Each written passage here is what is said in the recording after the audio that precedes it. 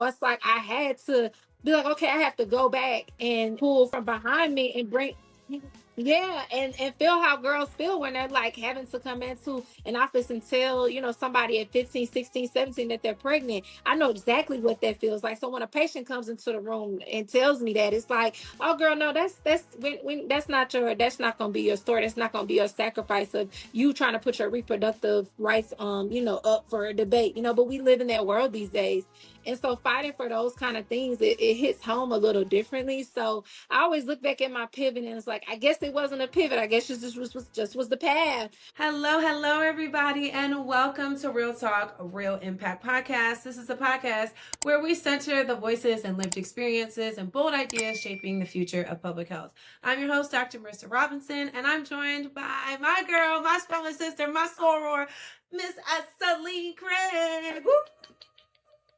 Hey, Hey, girl, how are you today? I am so good. It's a fresh new month, fresh new week, first of the month. So yeah, I'm feeling good. Yes. How are you? Yes, I'm feeling good. I'm so excited to have you on the show. And before we dive into our conversation, let me kind of let the people know who you are Okay. and give them a little bit about you. So, Okay. Celene Craig is a master's of public health and a master's of sciences and is a public health professional, content creator, marketing strategist, passionate about bridging the gap between health, culture, and communication. With experience across national health initiatives and digital storytelling, she uses her platform to amplify conversations around wellness, women's health, and equity while inspiring others to live intentionally and impactfully. And we're going to get into that a little bit later because she's in the works of doing some things, y'all. And if you're not following her, I'm going to need you to we're going to get your handles at the end of the show. But I'm going to need the people to tap into you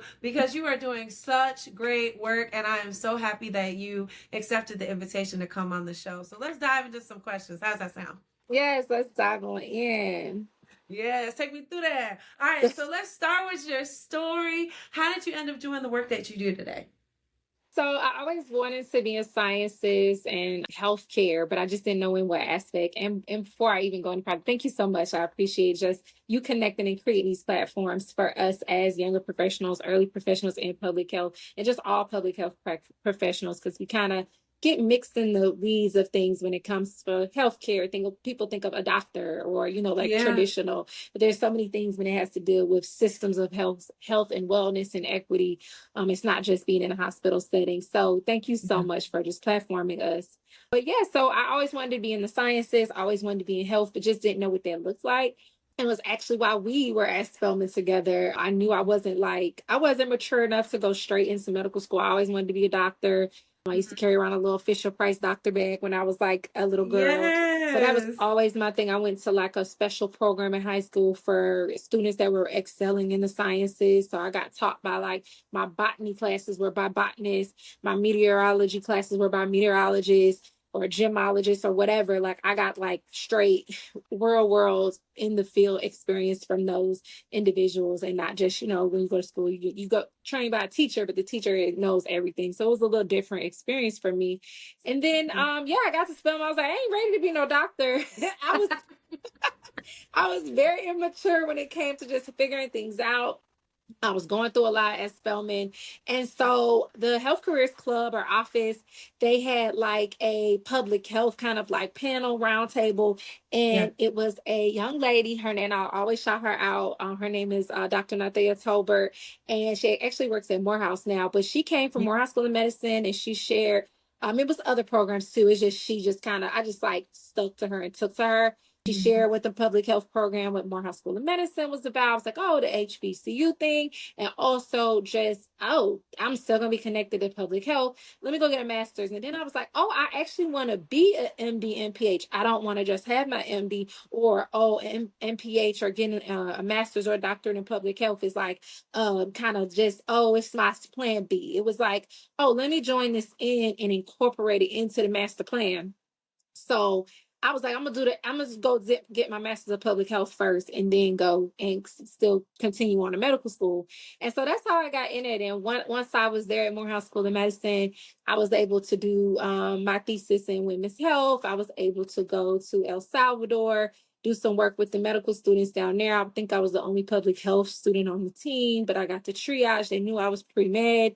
I was able to intern at a feminist women's health center in Atlanta, which is they give reproductive health and reproductive justice. So that was a great experience. Got to work in substance use and behavioral health and some opportunities on campus. So since then, and obviously at the end of that, we kind of hit COVID. But since then, just growing in that feeling, kind of jumping around. There's so many different elements and areas in public health. So behavioral health, I've done women's health, I've done also like communications is where I'm at now. I was an evaluations fellow. So I'm kind of trying to hit all the different. Yeah, yeah, Yeah. You taking them through there, yeah. okay? You trying to get all angles, and you not Yes, leaving any stone unturned, okay? yes, My girl's yes, thorough. yes. Period. Good. And so can you tell the people a little bit more about what you're doing in your role now that you're working, because you wear a lot of hats, Celene. You wear Yes, a lot of I hats. do. I do. And You see them all back there? you see them. And if you are listening in and you can't see, she has a whole stack of hats behind her. Okay. And so we mean it literally and figuratively. Yeah. But can you tell the people how it's been kind of multi talented and leaning into so many different professions at the same time? Because you do come to this work, and which is multifaceted, right? But you also have brand deals. You're an ambassador of sorts. You also do a lot of communications, and you have a wonderful platform yourself. So can you talk about some of the things that you do, like 9 to 5, and then yo like 5 to 9, and then some of the things that you do for fun?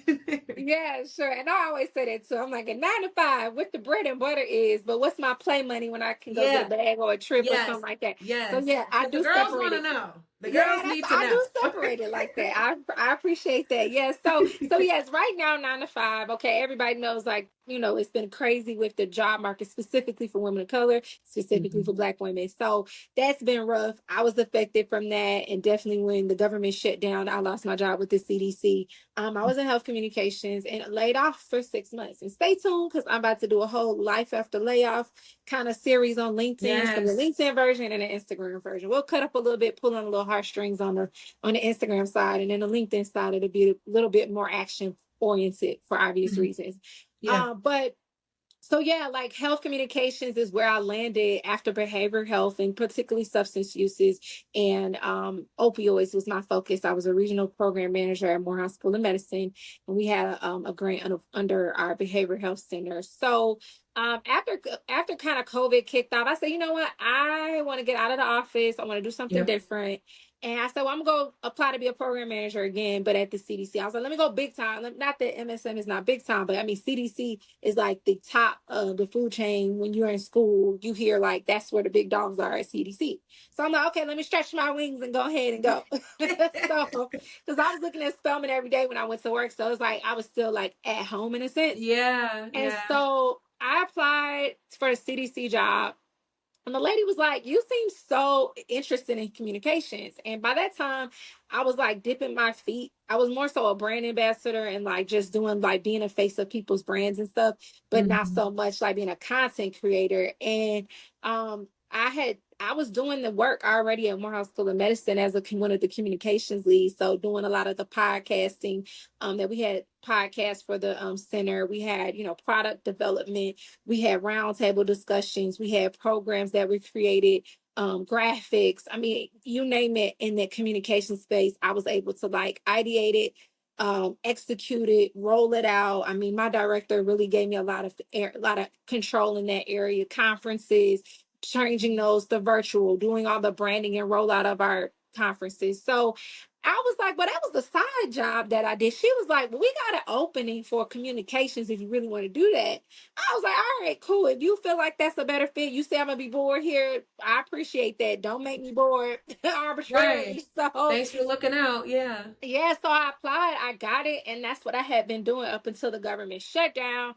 And so I was going to pivot. By this time, I'm on the internet as Celene Alexandria, building a platform as a content creator. I have been doing brand deals for myself, helping nonprofits when it comes to their branding, their messaging, their voice, their brand voice, their logos, their graphics, their social media strategy, their creative strategy, their sponsorship decks, fund development, you name it. Specifically, my niche was for nonprofits, but I was doing that for myself too when it came to hair care brands, beauty brands, swimwear, travel companies, workout festivals. I mean, if it's in my wheelhouse of travel, fitness, and lifestyle, I'm gonna be there. And I love, and I have so many different sectors. I've done stuff from AKA brands to Spelman HBCU brands, and just I'm grateful in that sense. So I bring some of that into one my 9 to 5, but also my work with nonprofits because they're looking for brands as well to sponsor with. So that's where the 5 to 9 kind of merges into now, me being in a new role with a new office in at the CDC. And yeah, I'm still in a communications office, thankfully, because I was applying to Netflix, I was applying to Microsoft, and I was like, well, Lord, if I don't need to be in public health right now because it's real shaky on shaky ground. Shaky, girl. So I'm like, Shaky. maybe I need to pivot, uproot the marketing, Yeah. uproot the branding, uproot the Mm-hmm. creative development and strategy, and take Yeah. my kind of talents elsewhere until things kind of get a little bit more settled. Mm-hmm. And it just so happened in divine timing was that, hey, we had a position back at the CDC. So, and it was hard, it was long, it was strenuous, and I was literally those 5 to 9, the side things. I started bartending while I was still at Spelman. I was doing side, marketing, quick marketing plans. I was back to modeling, being faces for beauty brands and stuff, like anything by any means necessary. But I guess, as you say, like so many different hats that I'm able to wear, I was able to kind of pivot during this time and like put on different hats. And then really kind of get my creative buzz back too, because being a content creator, when you laid off, and I lost my grandfather during that time too, it was just like I can't create right now, but I know that I can just kind of prep myself and get my systems in order. So I was thinking more kind of business and strategic during that time versus just being straight out creative. Because trying to be cute and doing all the little fun stuff is like, I don't have a job. I need my life to be settled. Right. Yeah. But I feel like that is something, if you're not in that space and in that world, if you're just a consumer and you're just on online and you're just scrolling and you're liking things, you don't know how much effort and work and dedication, countless hours, the being strategic, the time management, all of the things that go into, even if you're a faceless Yeah. content creator, but also if you are in front of the camera as well. And I Exactly. have a newfound, I think, respect, especially because if I was dancing on TikTok in 2019, I probably would be somebody that was on there still dancing, but I was not. So I was in school and Right. I had my nose in a book and I was like, okay, public health is really going in the direction of, it seems like everybody wants to be in public health because of COVID and Yeah. because there's so much that unfortunate pandemic brought, but Hmm. it did open people's eyes to how important I think the response is for health communications, how important it is to have somebody that looks like you and me delivering the messages, but also Hmm. creating the vaccines, to creating some of the messages that we see and hear, and making sure that those that look like us are also in the communities and also are the trusted messengers. So I thank you for sharing that with our listeners and our audience, because so many people just assume, oh, if you're a content creator, it's this. And if you're a brand ambassador or whatever, you're just doing these things. But it takes a lot of work to It get does. folks to tap in, to Yeah. follow you, to follow not just you, but at whatever you're selling or whatever you're influencing. So I definitely thank you for being a bright light and being a unique public health ambassador and someone that's in content creation, because it's not easy. And when we have these complex things that we're talking about on a daily basis, and we are dealing with a very scary time where silencing and doxing and changing the rhetoric and misinformation and disinformation, all of those things are very real, and Hmm. they're not something to be played with. And a lot Right. of people may lose their lives because of individuals like us not having our jobs anymore, or not being able to kind of change the science or the medicine or the public health in some of these real cases that we're seeing.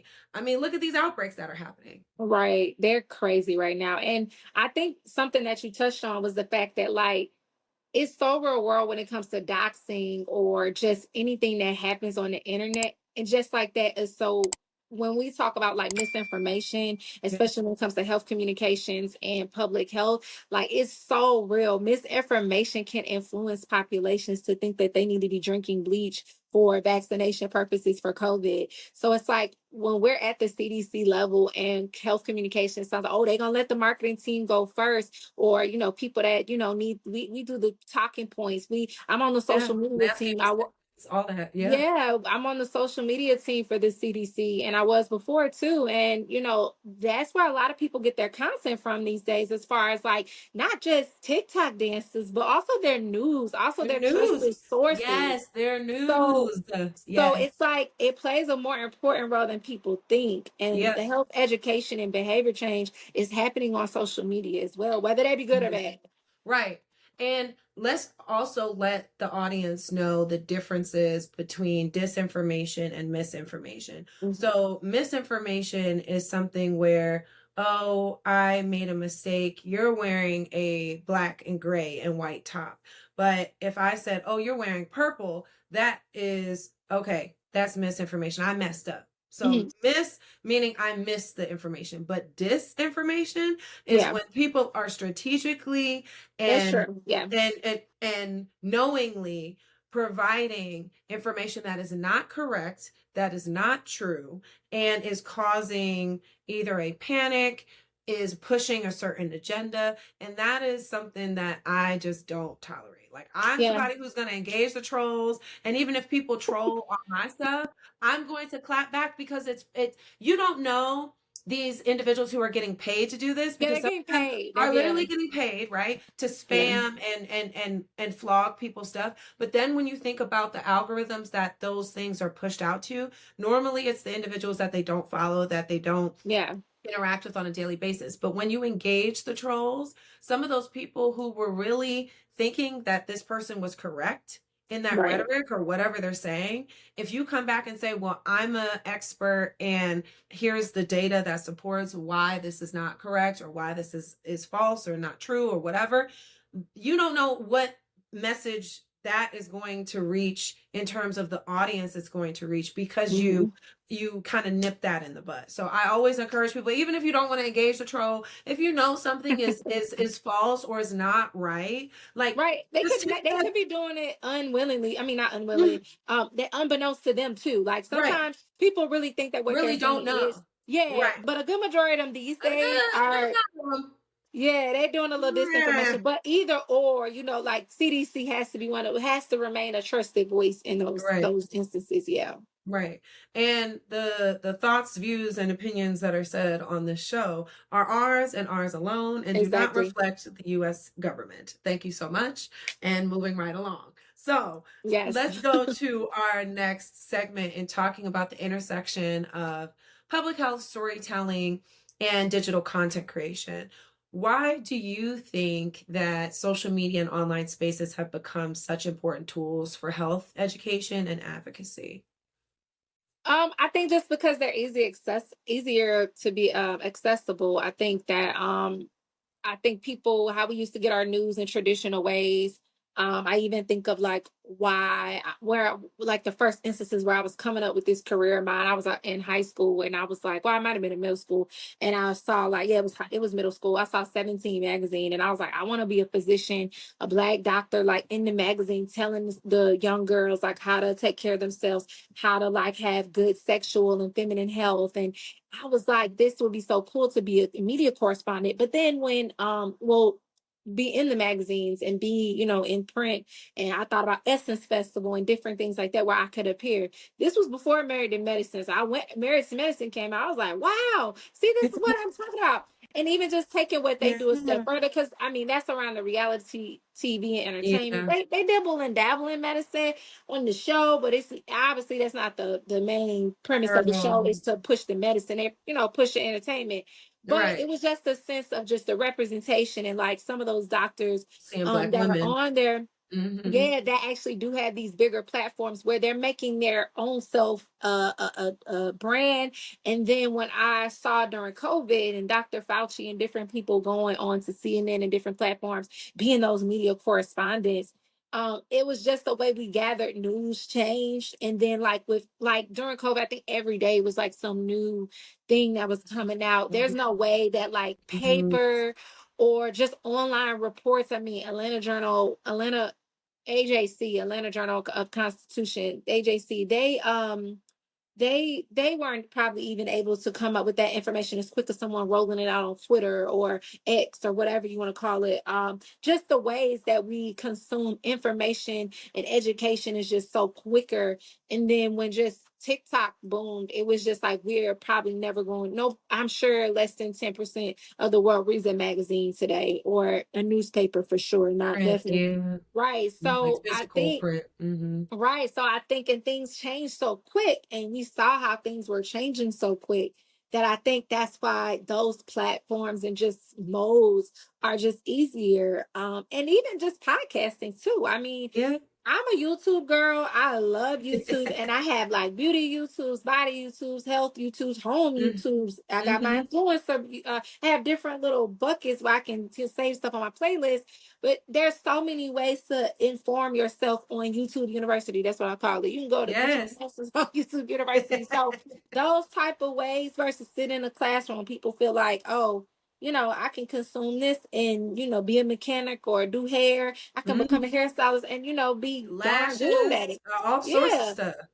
So I think those are why it has become, and people had our own voices too. Like we are our Yeah. own kind of, if the people that are in power are not going to speak for us, we could create Mm-hmm. our own vessels and platforms to do this and speak for our people and show us. Since they ain't gonna put us on the news or whatever, we're gonna put ourselves on, Selves on. and Yep, and on a share the good platform. stories that's happening in our communities and the Absolutely. different programs. So there's a lot of different ways I think that social media is really good for advocacy and just public health in general, as far as like getting the word out about something or another. Yeah. And I want to go back to something that you said earlier, because when we're talking about careers and folks being displaced and just trying to figure out how you're going to make ends meet or what's next, I think a lot of people feel pressure with their career paths right now, especially if you're in school, if you're thinking about pursuing school, if you're studying for school.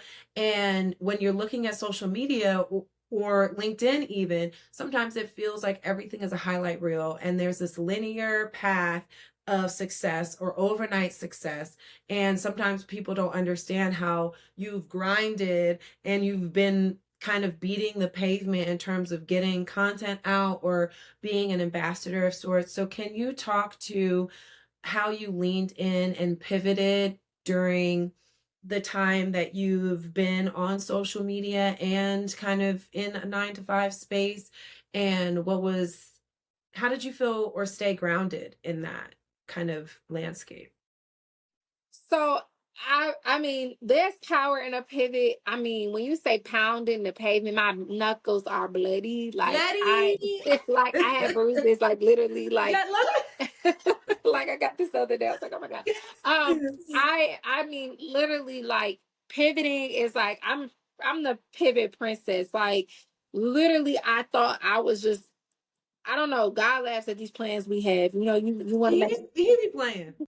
He be playing in our face. So I think, I mean, the way I stay grounded is just knowing that you really, I mean, when it comes to these kind of times that we're living in, just in general, you really got to rely on faith. And it might not just be just being a Christian or a Jew or whatever you want to be, but really just the faith of everything will work itself out in its timing. And I think that because anyone my age or younger, we're so used to getting it so quick. And I'll be honest, things came to me very quick until I tried to go back to school and go to medical school. Like, I've always gotten to every school I wanted. I got the internships, the fellowships. This is the hardest I've ever had to work, and as long as it's ever took, because I'm like, why am I not in medical school yet? What is going on? Yeah. And everything keeps happening, whether it be COVID, whether it be I ran out of time on the test, but I knew all the information, or my grandfather passed away, and it's like I'm not gonna be able to focus on the test, or just it's always something. Every time I've been trying to take this test, and I said this is gonna be the year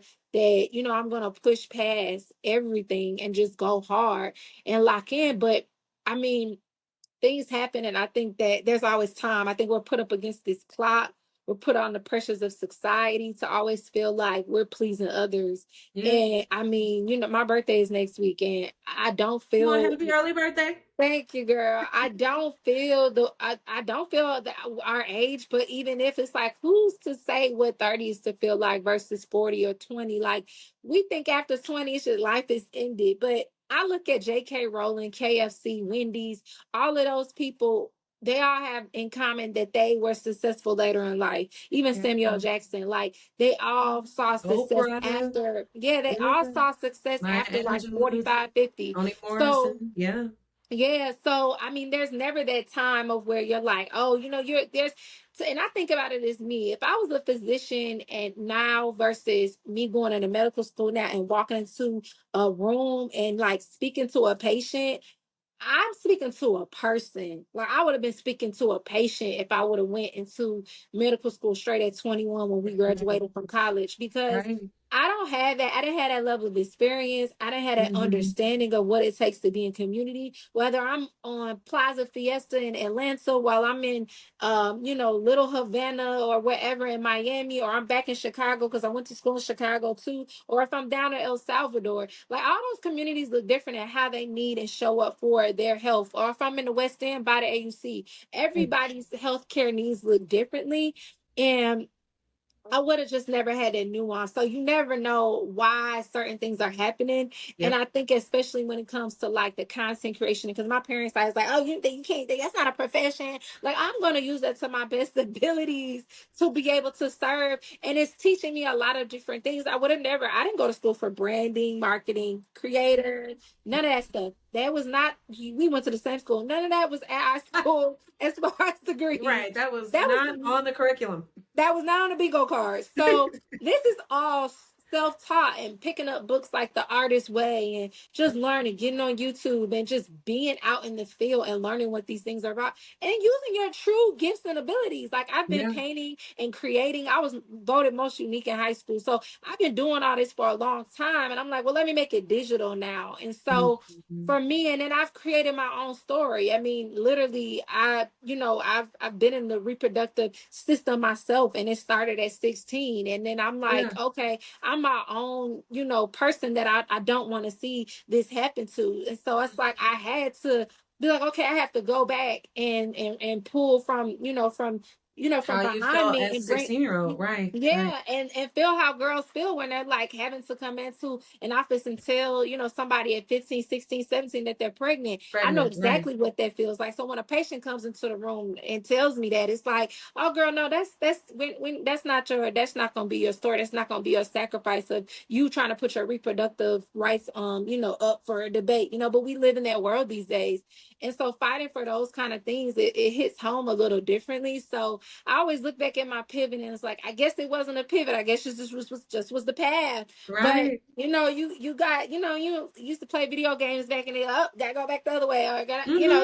you in a video game where you like, okay, brick wall, turn around, let me find another path, let me create the path. Right. You So somebody's got to blow down the wall or go through yeah, the kick window, it in, kick a right. door. Make Right. You any got to of do it. what you got to do. Make a hole, Hmm. make a ceiling, whatever, because literally that's what it's gonna take these days. I mean, especially to It stand out. is. It's so many people wanting creative spaces. A lot of people is public health is saturated these days. So you gotta like let your own story and yourself kind of do that for you. But even being grounded, like you gotta run your own race. I'm the content creator, and me, I do not consume content on Instagram, TikTok, none of that. I get on there, I look for inspo, I get off, and I go back to creating because Yes. I find the song I want to use, because you always gotta have a little trainer songs, a little gem for you.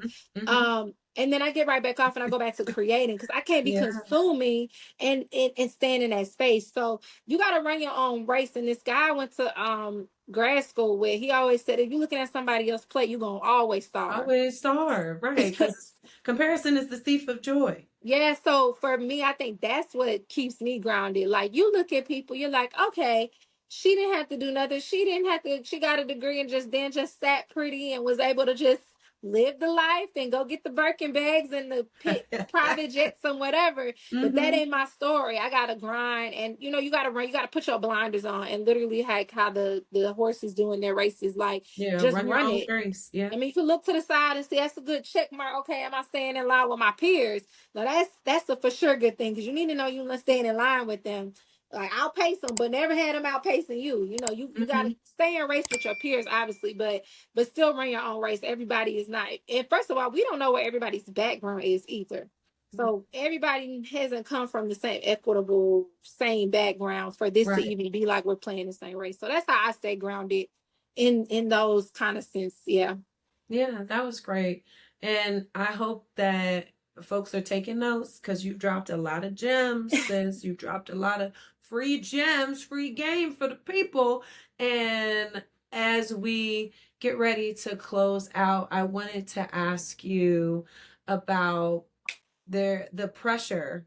Because we've talked a little bit about social media, we've talked about ambassadorships, we've talked about wellness, and how do we stay balanced in this crazy time, especially right now when things are under attack, funding is being cut, people are losing their jobs, you're having to try to figure out a new path that doesn't maybe exist, or you're stemming from the credentials that you have right now. What advice do you have for folks who are listening, who are trying to figure out what's next and trying to stay relevant, but also doing something that's sustainable?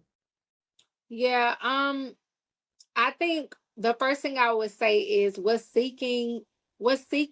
you are seeking is seeking you. I would Mm, definitely say that first. And then also, I had non-negotiables when I was laid off. My mhm, non-negotiables was I joined the 5 a.m. club during COVID and I was not giving back my card because I'm laid off. I'm gonna get up at 5 a.m. I'm gonna still have a routine. And my mhm. other non-negotiable was that I was not gonna give up working out. Whether that I might have to let go of the LA Fitness or the Class Pass. I didn't Mhm. have to, but if I had to, I would have done that. But I still would have been at Piedmont Park here in Atlanta or wherever I was because I was still traveling, thank God. But I would have been wherever doing push-ups outside on the monkey bars, whatever. I wasn't Yeah, gonna yeah. give up wellness because I enjoy working out. I wasn't gonna do that, and I was still gonna get up and still feel like I was productive. Mhm. And And have a I wasn't, routine. yeah, I Yeah. wasn't sleeping till 12. Um, and also another thing was I got back to and everybody I think should do this in these times, like get back to your childhood joys, like talk to your 5-year-old self because those people, little people inside, even if you have kids, like my imagination was crazy at that age. Like I would come up with stuff, create stuff, paint stuff, make clothes, and all kind of stuff. But becoming an adult, you take a lot less risks as the older you get. Yeah. And I think going back to our imaginative selves and just Mm, our joys, I used to do ballet, I used to do tap, jazz, ballet, and acrobatics. I mhm. used to swim, I used to play tennis. And I was like, I'm going to go back and do all my childhood joys. I even started doing Legos. And Yeah. so A lot I of people do Legos. I do Wow. Legos. I Okay. got a big old Lego set right over here. So I think that yeah, we have to kind of go back to those creative spaces and like make sure I'm hitting everything when it comes to okay, how am I doing in the hair department? How am I doing with my, wellness and my, body? How am I doing with skin? How am I doing with movement? How I hitting all the wellness pillars? How am I doing financially? Like checking in and make sure, like just like in a car, like if is it all four tires on? Is the engine running? Is the transmission still good? Not just so. I mean, you could just go crazy trying to find a job every day. I mean, you will go crazy if that's all there is. Um, and so yeah, those were the biggest things for me that I can definitely definitely think of. Yeah. I think it's one sitting in front of me. I had this little thing. I'll read it. By the way, I figured out the purpose of life is to show up with here to have fun energy, no matter the occasion. Yeah. I keep that like above me right here. So I mean, I do like to go out a lot. I'm not a party girl. That's such a bad. That's a bad term. They make it a bad term. I've always been a party girl because I used to work in nightlife. In So nightlife, like right? that's my energy. Like I'm Hmm. here, like we say we here for the vibes. Like, I'm here to have fun, and I want to. We say that all the time. But Yeah, that's you have to keep that it's energy. true. Yeah, Yeah, no matter the no occasion. Like matter what. yeah, yeah, And I would say, as somebody who's a social butterfly, who loves to is an extrovert, who loves to go out and be social, you sometimes thrive off of those environments. So when you are dealing with the job loss, you're dealing with not having the financial means to do all the things that you love to do, to travel, to go out, to even go to the gym. You have to find new ways to do that, and using your resources, like things like you said, YouTube, going to the free parks, finding free things to do. There's a lot of content creators that focus on free activities because they know outside is $11 million. yeah, Gas is $11 million right now. So if you can yeah, find ways yeah, to save money, but also have a good time, get those endorphins flowing, and yeah, also remind yourself of who you are and why you do this work, or why you're passionate about a certain community, or you're not going to let the current circumstances be your story and be the end of your story. That is so powerful. So thank you so much for sharing that other little gem. Once again, just sharing gems for today. So yes. one of the questions that I always ask all my guests is, where does public health show up in your work, even behind the scenes? Can you let our audience know? Where does public health show up in my work? It shows up in about 90% of my work. Uh-huh. I'm a very public health wellness focused person just in regular life when it comes to Mhm. environment, as far as air pollution and using outside resources and composting, not just in my job. Like a lot of the things that I do are in public health spaces, and we have actually some content coming out, so check that out Yeah. when it comes to like CDC. But it's about where does public health shows up in the schools, in your work environment, in your communities. And so that's not just a 9 to 5 thing for me, but yeah, it shows up in like definitely the spaces when it comes to for equity for me, especially. Mhm. I'm really big on equitable spaces and people unearthing inequities that we just do a lot of people do not know of, especially when somebody goes and funds and gives people money to go to private schools. Well, that's defunding public schools. So it's like there's so many different ways to kind of and if y'all don't know what I'm talking about, there's definitely something that's going on right now. And one of your favorite rappers is a part of it. But anyways, so Child, tune in for the next episode so you can figure out who she talking about. right. so but yeah, so yeah, it comes up in so many ways. And what was your last question? The and second part like of it.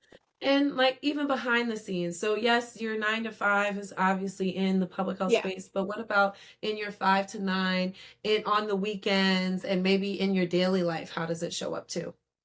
I'm really, like I was saying, I'm really big on wellness. I think that us moving, I think that us, our skin, our hair, our nails, our physical appearance, that's not just for like vanity purposes. I'm really big on Black women moving. If that means 10 to 12K steps a day, you have no clue how easy it is to get there. You just get up, get off the computer, just, walk around before you go to work, take calls, walking around like, hey, I'm not going to sit at my desk. I have a standing desk and a walking pad. Just getting a simple walking pad, if you have the means to, they're under $100.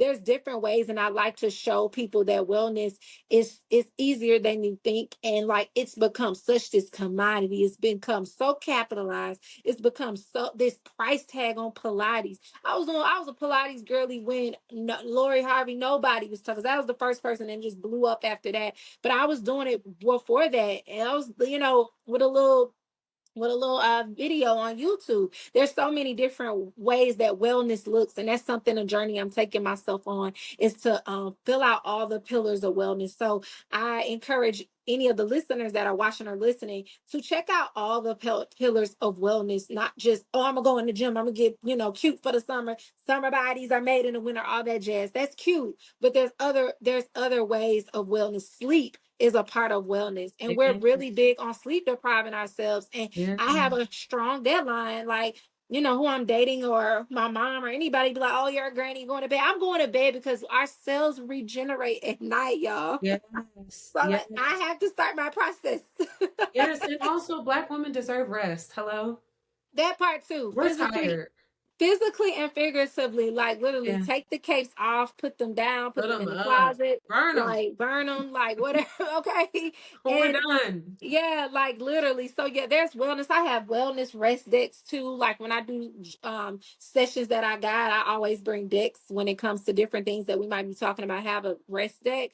But Mm. also the Health Equity Collective is a association, it's a collective for public health professionals to be able to kind of just go out in the world and share this type of information. So yeah, I'll stop. My sneeze was like, okay, girl, you done. No, you're fine. You're fine. So if folks want to follow you, get in touch with you, collaborate with you, can you share your socials or your handles for the folks that are joining today? Yeah, sure. So LinkedIn is Celene Craig, and then on Instagram it's Celene Alexandria. And I will be getting on YouTube Shorts and TikToks pretty soon, just to have more of a spread, of being diverse as far as all the platforms.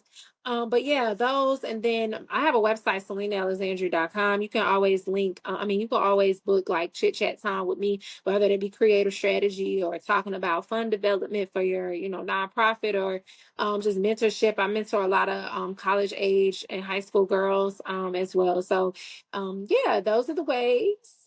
I'm pretty Googleable, so She is.